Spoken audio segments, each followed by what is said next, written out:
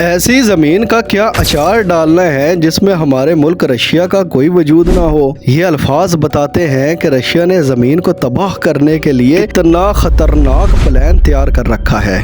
آج کل ہر دوسرا ملک نیوکلیئر کی دھمکی دے رہا ہے، ایک دوسرے کو آنکھیں دکھاتا ہے، ایٹم بم گرانے کی بات کرتا ہے، لیکن کیا کبھی آپ نے سنا ہے کہ کسی ملک نے رشیا پر ایٹم بم گرانے کی دھمکی دی ہو؟ لیکن ایک وقت تھا یہ دھمکی امریکہ نے دے رکھی تھی، اور تب صرف دھمکی ہی نہیں تھی بلکہ رشیا کو یقین تھا کہ امریکہ اس پر کسی بھی وقت نیوکلیئر اٹیک کر سکتا ہے۔ اور پھر اپنی سیفٹی کے لیے رشیا نے ایک ایسا سسٹم ترتیب دیا جس کے بعد امریکہ تو کیا پوری دنیا رشیا سے ڈرنے لگی۔ یہ سسٹم تھا ڈیڈ ہینڈ سسٹم، یعنی مرتا ہوا ہاتھ پوری دنیا کو تباہ کر کے جائے گا۔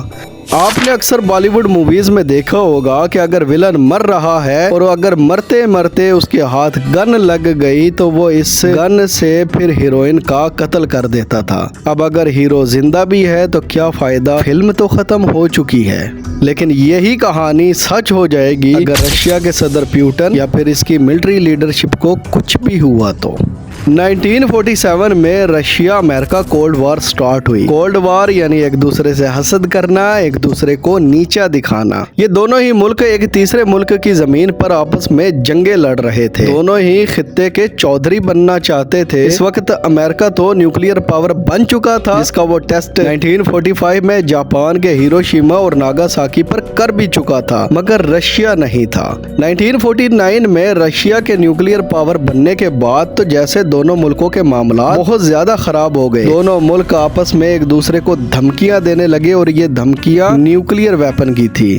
یہ وہ وقت تھا جب اگر ایک ملک ایک نیوکلیئر ویپن بناتا تھا تو دوسرا اس سے 2 گنا بڑا نیوکلیئر ویپن بنا کر اس کو ڈراتا تھا، ایک دوسرے کو آنکھیں دکھاتے تھے، اور فائنلی دونوں ملکوں نے ایک دوسرے کے سامنے اپنے نیوکلیئر ویپن رکھ دیے۔ امریکہ نے اپنے نیوکلیئر ویپن یورپ میں انسٹال کر دیے تھے اور اس کے جواب میں روس نے کیوبا میں اپنے نیوکلیئر ویپن انسٹال کر دیے۔ تب 1980 میں امریکی صدر رونالڈ ریگن کو ایک خیال آیا کہ کیا میں کچھ ایسا نہیں کر سکتا جو سوویت یونین کو شدید قسم کا ڈرا دے اور وہ اپنے گھٹنوں پر آ کر مجھ سے معافی مانگے اور امریکہ کو بڑا تسلیم کرے، یعنی کوئی ایسی ٹیکنالوجی جس کا کوئی توڑ نہ ہو۔ یعنی امریکہ سپیس میں ایک ایسی شیلڈ بنا لے کہ اگر رشیا کوئی نیوکلیئر ویپن یوز بھی کرے تو اس کا اثر امریکہ پر نہ ہو اور اس کا وار کھالی جائے۔ یہ ایک بڑا زبردست آئیڈیا تھا جس نے بعد میں سٹار وار کی بنیاد بھی رکھی۔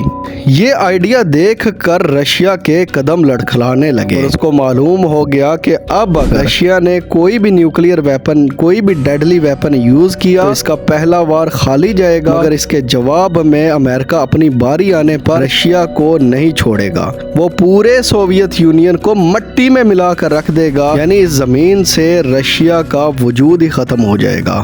اس چیز کے جواب میں سال 1985 میں رشیا نے ڈیڈ ہینڈ سسٹم متعارف کروایا۔ یہ ایک on line automatic computer system تھا جو امریکہ سمیت پورے یورپ پر نیوکلیئر کی بارش کر دے گا۔ اس سسٹم میں پورے رشیا کی زمین پر بہت سارے سینسر لگا دیے جو ہر وقت رشیا کے انوائرمنٹ کا ڈیٹا اکٹھا کرتے تھے۔ یہ گرمی کو ججمنٹ کرتے تھے، ہوا کے پریشر کو ناپتے تھے۔ یہ سینسر زمین میں نصب ہونے کے ساتھ ساتھ برین کمپیوٹر کے ساتھ کنیکٹ تھے۔ وہ اپنا سارا ڈیٹا اس برین کمپیوٹر کو دیتے تھے اور یہ برین کمپیوٹر آٹومیٹکلی طریقے سے کام کرتا تھا، اور اس برین کمپیوٹر کے اندر 30,000 چھوٹے نیوکلیئر میزائل اور 1600 بڑے نیوکلیئر میزائل تھے۔